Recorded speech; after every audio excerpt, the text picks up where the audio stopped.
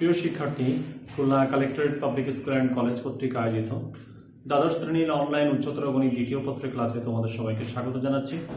প্রিয় শিক্ষার্থী, আজকে আমাদের যোগশ্রী প্রোগ্রামের এটি শেষ ক্লাস তোমাদের। এর আগে আমি যোগশ্রী প্রোগ্রাম সম্পর্কিত দুটি ক্লাস নিয়েছি তোমাদের। আজকের প্রথম ক্লাসে আমি শিখিয়েছিলাম যোগশ্রী প্রোগ্রাম কিভাবে সমাধান করতে হয়, আর দ্বিতীয় ক্লাসটিতে আমি শিখিয়েছি যোগশ্রী প্রোগ্রাম কিভাবে গঠন করতে হয়।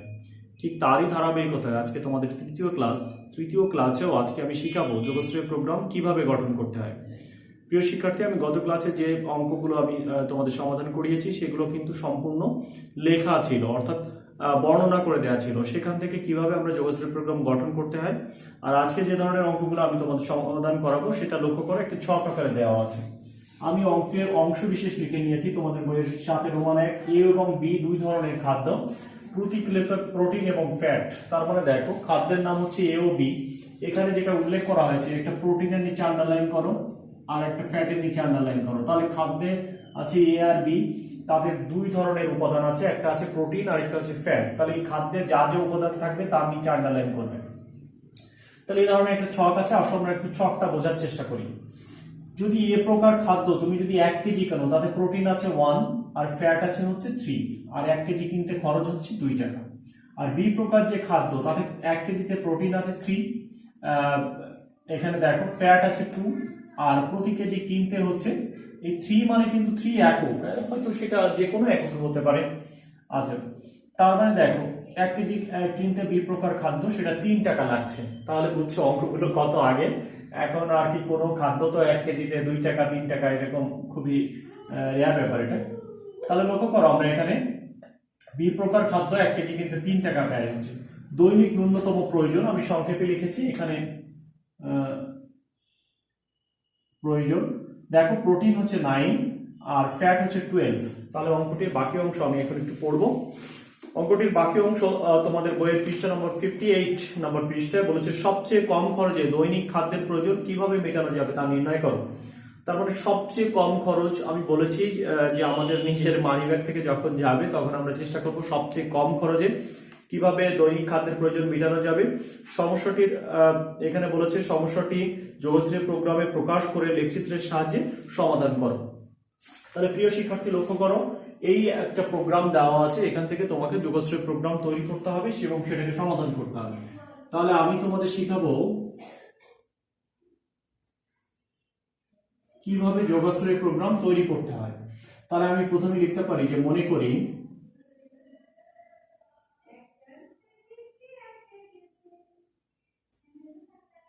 এ প্রকার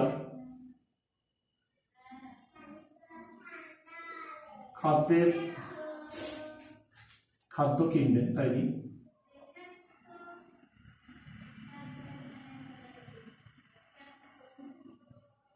আমরা লিখে নিলাম x কেজি। লক্ষ্য করো, বি প্রকার খাদ্য কিনবেন সেটাকে আমরা ধরে নিলাম y কেজি।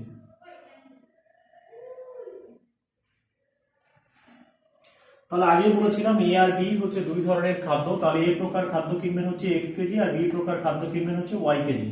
তাহলে আমরা এখানে লক্ষ্য করব যে আমাদের কিভাবে যোগশ্রী প্রোগ্রামটি গঠন করা যায়। দেখো, একটু আগে আমরা বলছিলাম যে সবচেয়ে কম খরচ। তাহলে আমরা এখানে এইটার নাম মনে আছে তোমাদের? এটার নাম হচ্ছে, আমি প্রথমে বলেছিলাম যোগশ্রী প্রোগ্রাম এখানে 3টা ধাপ আছে। 3টা ধাপের মধ্যে এখানে দেখো যে সিদ্ধান্ত চলক খুঁজে বের করতে হবে। এই যে দেখো, সিদ্ধান্ত চলক, এ প্রকার খাদ্য কয় কেজি কিনবে, বি প্রকার খাদ্য কয় কেজি কিনবে, এটার নাম হলো সিদ্ধান্ত চলক। এই সিদ্ধান্ত চলকের পর তোমাকে উদ্দেশ্য ফাংশন। তার মানে দেখো, আমরা এখানে বলছি উদ্দেশ্য। আমরা তো আর এক লাইনে এখন প্রোগ্রাম গঠন করছি, ঠিক আছে? উদ্দেশ্য বা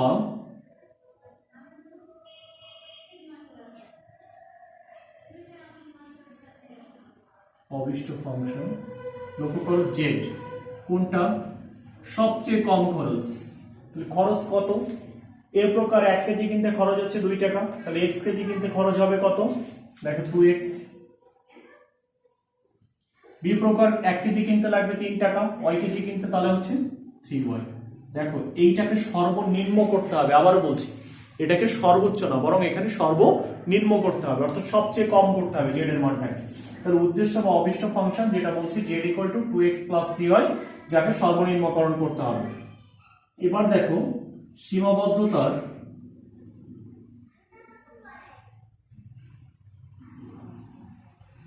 শর্তসমূহ। সীমাবদ্ধতার শর্তসমূহ কি একটু দেখো, অঙ্ক পড়ে আমি প্রথম যে কাজটি করেছিলাম, প্রোটিন এবং ফ্যাটের নিচে আমি আন্ডারলাইন করতে বলেছিলাম। যদি তোমরা প্রোটিনের নিচে আন্ডারলাইন করবে তখনই তুমি ফিল করবে যে না, আমার প্রোটিনের জন্য একটা সমীকরণ হবে, আমার ফ্যাটের জন্য একটা সমীকরণ হবে। কেমন ভাবে হবে? প্রোটিন যদি দেখো রো বরাবর থাকে তাহলে বুঝবে রো বরাবর সমীকরণ হবে, যদি দেখো কলাম বরাবর আছে তাহলে বুঝবে কলাম বরাবর সমীকরণ হবে। দেখো প্রোটিন এখানে এই বরাবর বসে, এই প্রোটিনের জন্য এই দিকে ছক আছে, তার মানে এই বরাবর একটা সমীকরণ হবে। যদি কেউ কোনো কিছু না বুঝে শুধু এই বরাবর লিখে দেয় যে 1 এর সাথে x গুণ, তার মানে x + 3y, কোনো কিছু না বুঝে এভাবে লিখে দিলেও হয়ে যায়। আমি যদিও বুঝাই দিব 3y, এটি কমপক্ষে ন্যূনতম প্রয়োজন, অর্থাৎ এইটুকুর মান কমপক্ষে 9 হবে না, বা 9 এর চেয়ে বেশি, অর্থাৎ এটা নিশ্চয়ই বুঝতে পারছি যে গ্রেটার অর ইকুয়াল, আমরা এখানে বলছি ন্যূনতম প্রয়োজন, অর্থাৎ 9 হবে বা 9 এর চেয়ে আমরা বলছি বেশি হবে, 9 হবে বা 9 এর চেয়ে বেশি হবে, এটাই আমরা ন্যূনতম প্রয়োজন বোঝাচ্ছি। এখন দেখো পরে যেটা আমরা এখানে বলছি, ফ্যাটের সোজাসুজি তুমি সমীকরণ লিখে ফেলতে পারো। আমরা একদম চোখ বন্ধ করে যে 3x + 2y, এটা অবশ্যই লিখতে পারো গ্রেটার অর ইকুয়াল ন্যূনতম প্রয়োজন 12, এই জন্য এই যোগফল অবশ্যই 12 বেশি বা 12 সমান। কিভাবে লিখলাম সেটা আমি তোমাদের বুঝিয়ে দিচ্ছি। আর শেষে যেটা আছে সেটাকে আমরা বলছি যে x, y greater than or equal 0। এখন প্রশ্ন হচ্ছে যে এইটা আমি কিভাবে লিখলাম, দেখো আমি এবার বুঝিয়ে দিচ্ছি। দেখো এ প্রকার খাদ্য 1 কেজিতে প্রোটিন আছে মনে করো 1 একক, তাহলে x কেজিতে প্রোটিন আছে, 1 কেজিতে আছে 1, x কেজিতে আছে তাহলে হবে x, সেটা x প্লাস বি প্রকার খাদ্য 1 কেজিতে প্রোটিন আছে 3 একক, তার মানে দেখো যদি y কেজিতে প্রোটিন আছে দ্যাট ইজ 3y, তাহলে 1 * x that is x + 3y, এই টোটালটা মিলে x + 3y, এই টোটালটা মিলে কার সমান বা কার চেয়ে বড় হবে? এই 9 এর সমান বা 9 এর চেয়ে বড় হতে হবে, কারণ এটি তোমার দৈনিক ন্যূনতম প্রয়োজন। সুতরাং এটা মিলে আমাদের এটি হচ্ছে যোগশ্রী প্রোগ্রাম। এখন যদি বলে এই যোগশ্রী প্রোগ্রামটি আমি কিভাবে সমাধান করব, সেটি নিশ্চয়ই তোমাদের প্রথম ক্লাসের ভিডিও দেখে তোমরা বুঝতে পেরেছো। তাহলে এখন দেখো এই শর্তগুলো সাপেক্ষে যে এত এর মানকে কি করতে হবে? সর্বনিম্নকরণ করতে হবে, অর্থাৎ সবচেয়ে কম করতে হবে। আমি যদি একটু তোমাদের এখানে সংক্ষেপে যদি একটু ছবি এঁকে দেখাই, আমি কিছুই করছি না, আমি আগেই বলছি যে আমি জাস্ট একটু ছবিটা এঁকে দেখাতে চাই। যদি আমি এখানে একটু ছবিটা এঁকে দেখাই, আমি অঙ্কটি সলভ করে দিচ্ছি না। আমরা জানি যে যোগশ্রী প্রোগ্রাম সমাধান করার সময় এক প্রকার অসমতাগুলোকে আমরা রৈখিক সমীকরণ আকারে লিখতে হয়। আমি একটু দেখো রৈখিক সমীকরণ আকারে যদি এখানে লিখি, প্রথমে যেটা আছে সেটা হচ্ছে x + 3y, এটা ইকুয়াল 9। যদি আমি 9 দিয়ে ভাগ করি তাহলে এখান থেকে যেটা আসবে x/9 প্লাস আসবে y/3 ইকুয়াল 1, এটা এক নম্বর সমীকরণ আসবে। এরপরে দ্বিতীয় যে সমীকরণটি আছে সেটি আছে হচ্ছে 3x + 2y ইকুয়াল 12, যদি আমি 12 দিয়ে ভাগ করে দিই, 3 এর 4 = 12, x/4 প্লাস y/6 × 12 6 ইকুয়াল 1, এটি আমার 2 নম্বর সমীকরণ আসবে। বাকি দুটো সমীকরণ নিশ্চয়ই তোমরা জানো, একটা হচ্ছে x = 0 সেটি 3 নম্বর, আরেকটি হচ্ছে y = 0 যেটি আমরা বলছি 4 নম্বর। এখন এই চারটি সমীকরণে আমি কিছুই করছি না, জাস্ট সমীকরণটা এঁকে আমি তোমাদের দেখা যাচ্ছে ক্লিয়ার দেখা যাচ্ছে এই চারটি সমীকরণের সম্ভাব্য এলাকা কোনটা আমি তোমাদের সেটি একটু চিনিয়ে দিতে চাই। লক্ষ্য করো, আমরা যদি এই ধরনের একটা গ্রাফ পেপার নিই, আমি গ্রাফ পেপারটা একটা বক্স দিয়ে নিই আগে থেকে, এটা একটা গ্রাফ পেপার হলো। এই গ্রাফ পেপারের মধ্য থেকে আমি বলেছি যে আমাদের নেগেটিভ দিকে নাই, সুতরাং আমরা এই দিকের এরিয়াটাকে আমরা এখান থেকে দাগ দিব কাজ দিয়ে, আর এদিকেও দাগ দিলাম। আচ্ছা, এদিকে আমরা বললাম x ও, এদিকে আমরা বলছি x প্রাইম, আর এদিকে নাম দিলাম হচ্ছে y ও, এদিকে আমরা বলছি y প্রাইম। দেখো x অক্ষের খণ্ডিত অংশ 9, আমি যদি 5 ঘর করে করে ফোঁটা দিয়ে নিই, 5 ঘর ফোঁটা দিয়ে নিই, তাহলে x অক্ষের খণ্ডিত অংশ 9, y অক্ষের খণ্ডিত অংশ তখন হচ্ছে 3। বুঝতে পারছো, একদম এরকম জায়গা দিয়ে যাবে, তার মানে এটা হচ্ছে তোমার 1 নম্বর সমীকরণ।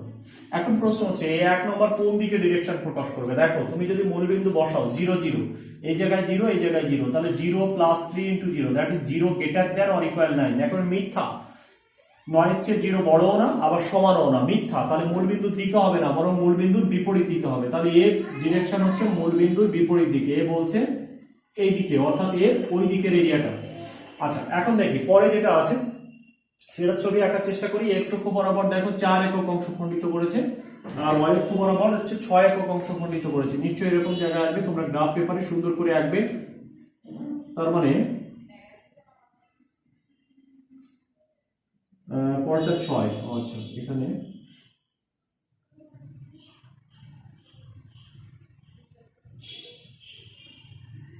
ঠিক একইভাবে তোমরা যদি পরের 2 নম্বর রেখাটা দেখো, 0 0 বসালে সিদ্ধ হবে না, অর্থাৎ এটা আমাদের 2 নম্বর ভালো কথা, এও মূলবিন্দুর বিপরীত দিকে, এও বলছে এই দিকে দিক প্রকাশ করছে, অর্থাৎ এও এই দিকে।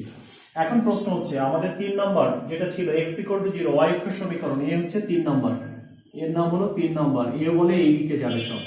আর 4 নম্বর যেটা আছে এটা হচ্ছে 4 নম্বর, এ বলে সব উপরের দিকে যাবে, তাই তো? তাহলে কমন এরিয়া লক্ষ্য করো, যে এবার কিন্তু কমন এরিয়া যেটা আছে সেটা আমি এই যে দেখো এই এলাকাটাই হচ্ছে কমন এরিয়া।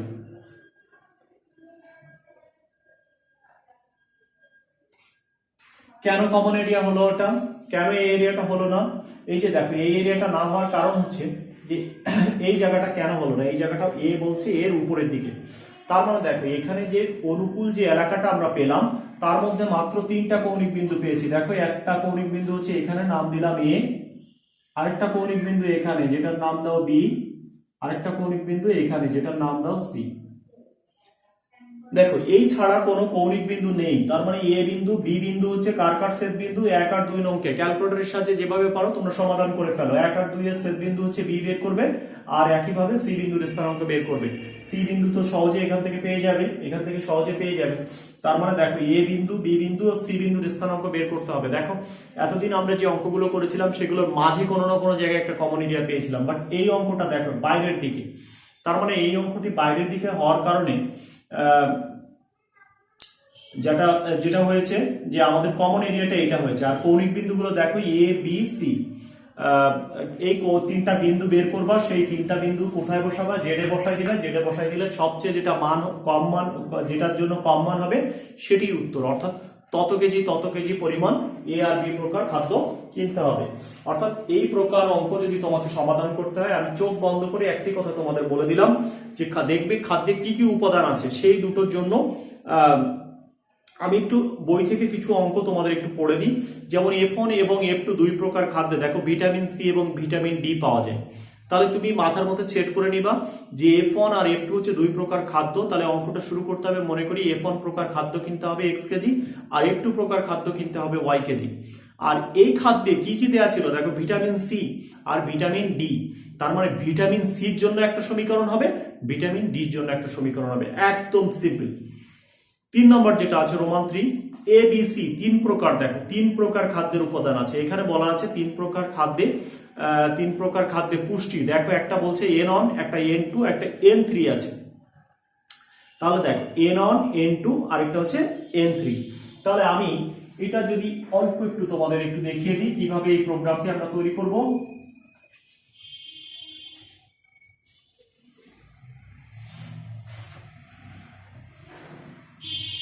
এখানে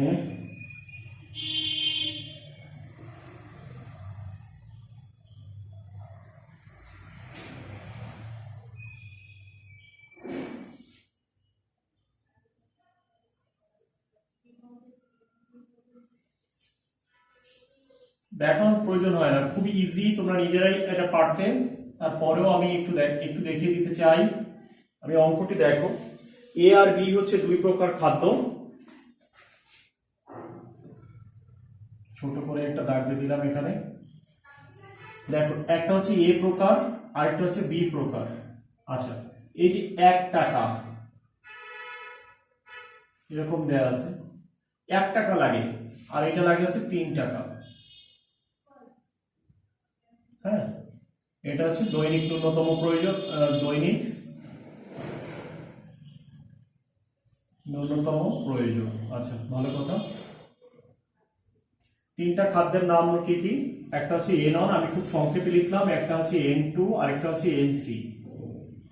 দেখো এটা বলছে 30 লাগবে, এটা লাগবে হচ্ছে 12, আর এটা দৈনিক ন্যূনতম 60, 15, 60, এটা হচ্ছে 6, 18, 36। দেখো আমি আবারও অঙ্কটি পড়ছি। রোমান 3 বলছে এক ব্যক্তি এ এবং বি দুই রকম খাদ্য গ্রহণ করেন যাতে 3 প্রকার পুষ্টি উপাদান, একটা পুষ্টি উপাদানের নাম বলছে N1, আরেকটা N2, আরেকটা হচ্ছে N3 এর থাকে। তাহলে দেখো আমি খাদ্য ছিল দুটো, একটা হচ্ছে এ আর একটা বি, আর খাদ্যে যে পুষ্টি উপাদান সেটার নাম 3টা, অর্থাৎ N1 N2 N3। তুমি সঙ্গে সঙ্গে আন্ডারলাইন করবে N1 N2 N3, অর্থাৎ N1 এর জন্য একটা সমীকরণ হবে, N2 এর জন্য একটা সমীকরণ হবে, N3 এর জন্য একটা সমীকরণ হবে। তাহলে আমি যদি ধরে নিই যে মনে করি এ প্রকার খাদ্য কিনবে x কেজি আর বি প্রকার খাদ্য কিনবে, যেটি আমি এতক্ষণ লেখালাম y কেজি, এটা সংক্ষেপে লিখলাম। দেখো তোমার এখানে যে উদ্দেশ্য ফাংশন বা অভিষ্ট ফাংশন যেটাকে তুমি বলছো জেড, লক্ষ্য করো সবচেয়ে কম খরচে সে পুষ্টির চাহিদা মেটাতে চাচ্ছে, অর্থাৎ এ প্রকার খাদ্য 1 কেজি কিনতে 1 টাকা লাগে, x কেজি কিনতে কয় টাকা লাগবে, x টাকা লাগবে। বি প্রকার খাদ্য 1 কেজি কিনতে 3 টাকা লাগে, দ্যাট ইজ এটা 3y টাকা লাগবে। এই টাকাটাকে সে কি করবে, মিনিমাম করবে, অর্থাৎ মিনিমাম আমি এখানে সংক্ষেপে লিখে দিলাম, মিনিমাম করবে এটা। সীমাবদ্ধতার শর্ত কি কি আমি বলেছি, N1 এর জন্য একটা সমীকরণ, কিচ্ছু বোঝা লাগবে না। N1 দেখো এবার এই বরাবর আছে, তার মানে তুমি কি 30x প্লাস 12y, এটা অবশ্যই ন্যূনতম, তার মানে গ্রেটার অর ইকুয়াল 60। পরে যেটা লিখবে দেখো 15x প্লাস 15y, এটা অবশ্যই গ্রেটার অর ইকুয়াল 60। আর শেষে যেটা লিখবে সেটা হচ্ছে 6y প্লাস 18y, এটা গ্রেটার অর ইকুয়াল 36। সবার শেষে x, y, এটা গ্রেটার দ্যান অর ইকুয়াল 0। চোখ বন্ধ করে প্রোগ্রাম লিখে দেওয়া যাবে, শুধু যদি মনে রাখো যে খাদ্যে কি কি উপাদান আছে সেগুলোর জন্য প্রত্যেকটি এক একটি করে সমীকরণ হবে। ঠিক আছে, আগের মতো করেও তোমরা আবার নিজেরা বুঝে নিতে পারো। তাহলে আজকে এই যে দাগের অঙ্কগুলো প্রত্যেকটা দেখো খুব সহজে নিজেরাই তোমরা বুঝতে পারবে, যে নিজেরাই প্রোগ্রাম তৈরি করতে পারবে এবং নিজেরাই লিখতে পারবে। আমি এখন একটু অন্যখানে যেতে চাই, আরেকটি অঙ্ক বুঝিয়ে দিতে চাই আজকের ক্লাসে। আমি লক্ষ্য করো তোমাদের বইয়ের রোমান 5 একটি পানীয় তৈরির কারখানার দুটি শাখা আছে, একটি 1 নম্বর শাখা, একটা 2 নম্বর শাখা। উভয়টাতে দেখো কোকোকোলা, ফান্টা এবং স্প্রাইট বোতলজাত করে। তার মানে আমি খুব সংক্ষেপে লিখতে চাই, কোকা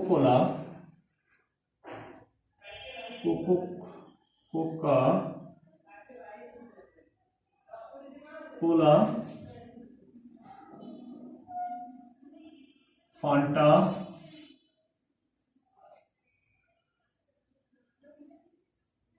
লক্ষ্য করে স্প্রাইট। এখানে আছে কত, 3000।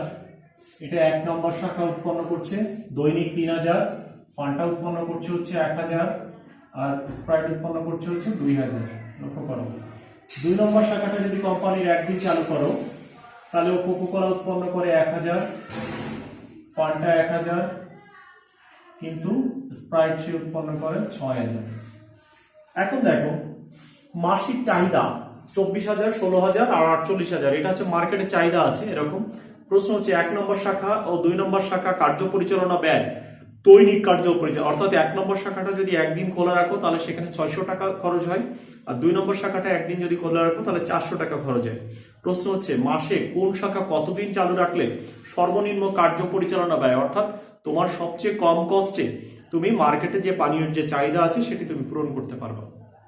তাহলে তুমি দেখো তুমি ধরে নিলে যে 1 নম্বর শাখাটি খোলা রাখা দরকার হচ্ছে x দিন। আবার বলছি, মনে করি 1 নম্বর শাখাটি খোলা রাখা দরকার হচ্ছে x দিন, আর 2 নম্বর শাখাটি যদি খোলা রাখতে চাও 2 নম্বর শাখাটি তুমি খোলা রাখতে হচ্ছে y দিন। হ্যাঁ, এভাবে লিখো, টিক দিয়ে অনেকে লিখো না, এরকম 2 নম্বর শাখাটি খোলা রাখার প্রয়োজন হচ্ছে y দিন। তাহলে দেখো সবচেয়ে কম খরচে, তাহলে উদ্দেশ্যটা কি, কম খরচ। দেখো 1 নম্বর শাখায় একদিন খোলা রাখতে কত টাকা খরচ হয়, 600 টাকা, দ্যাট ইজ 600x প্লাস 2 নম্বর শাখা 400 টাকা খরচ হয় এক দিনের জন্য, তাহলে y দিন খোলা রাখতে হচ্ছে 400y। এটা কি, অর্থাৎ জেড কালকে মিনিমাম করতে হবে, সর্বনিম্ন মানটা বের করতে হবে। আশা করি বুঝতে পেরেছো। আচ্ছা, এখন দেখো তোমাকে এখান থেকে মনে রাখতে হবে কোকোকোলার জন্য একটা সমীকরণ হবে, ফান্টার জন্য একটা সমীকরণ হবে, স্প্রাইটের জন্য একটা সমীকরণ হবে। তাহলে দেখো এই সীমাবদ্ধতার শর্ত সমূহ, প্রথমটা লক্ষ্য করো, এই একদিন খোলা রাখলে 3000 উৎপন্ন করে, তাহলে x দিন খোলা থাকলে কত, 3000x প্লাস একদিন খোলা রাখলে 1000, y দিন খোলা রাখলে দেখো 1000y। এইটা কার সমান হতে হবে? বলো স্যার মার্কেটের চাহিদা হলো 24,000। হ্যাঁ, কোকা কোলার চাহিদা হলো 24,000। তাহলে এটা মিলে অবশ্যই মার্কেটে যা চাহিদা তার চেয়ে তোমাকে বেশি উৎপন্ন করতে হবে, নাহলে মার্কেটে অন্য প্রোডাক্ট ঢুকে যাবে। এটা অবশ্যই গ্রেটার অর ইকুয়াল 24,000। ঠিক একইভাবে ফান্ডটার জন্য সমীকরণ তৈরি করতে হবে। তার মানে দেখো 1000x প্লাস 1000y এটা অবশ্যই গ্রেটার অর ইকুয়াল, এখানে দেখো ফান্ডটার মার্কেটে যে চাহিদা আছে সেটি হচ্ছে 16,000। তাহলে অবশ্যই এখানে 16,000-এর চেয়ে কোম্পানির অবশ্যই 16,000-এর চেয়ে বেশি উৎপন্ন করতে হবে, না হলে মার্কেটে অন্য প্রোডাক্ট কিন্তু ঢুকে যাবে। ঠিক স্প্রাইটের জন্য সমীকরণ যদি দেখি, স্প্রাইটের জন্য এখানে যেটা হবে 2000x প্লাস এখানে দেখো 6000y এটা অবশ্যই গ্রেটার অর ইকুয়াল, মার্কেটের চাহিদা দেখো 48,000। আর সবার শেষে x, y greater or equal 0। তাহলে এটি আমার যোগশ্রী প্রোগ্রাম তৈরি হয়ে গেল। যদি এই ক্লাসে যেটুকু পড়িয়েছি এটুকু যদি তুমি ভালো করে বুঝে থাকো, তাহলে আজকে যে 7 দাগের প্রত্যেকটি অঙ্ক তুমি যোগশ্রী প্রোগ্রাম তৈরি করতে পারবো। এখন যদি বলো স্যার আমি সলভ করতে পারি না, তাকে দয়া করে অনুরোধ আমার যোগশ্রী প্রোগ্রামের প্রথম ভিডিওটি তোমরা দেখে নিবে, কিভাবে একটি যোগশ্রী প্রোগ্রাম সমাধান করতে হয়।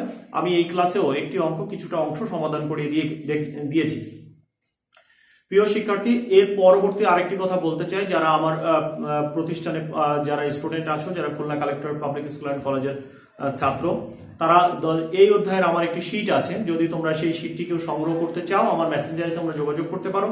মেসেঞ্জারে আমাকে একটা নক দিলে যে স্যার আমার যোগাযোগ প্রোগ্রাম শীটটি লাগবে, আমি শীটের একটা PDF ফাইল তোমাদের পাঠিয়ে দিব। সবাইকে অনেক অনেক ধন্যবাদ জানাচ্ছি এবং আগামী সপ্তাহের ক্লাস থেকে আমরা জটিল সংখ্যার ক্লাস শুরু করব। সেই ক্লাস দেখার আমন্ত্রণ জানিয়ে আজকের মতো এই পর্যন্ত। সবাই ভালো থাকো, সুস্থ থাকো।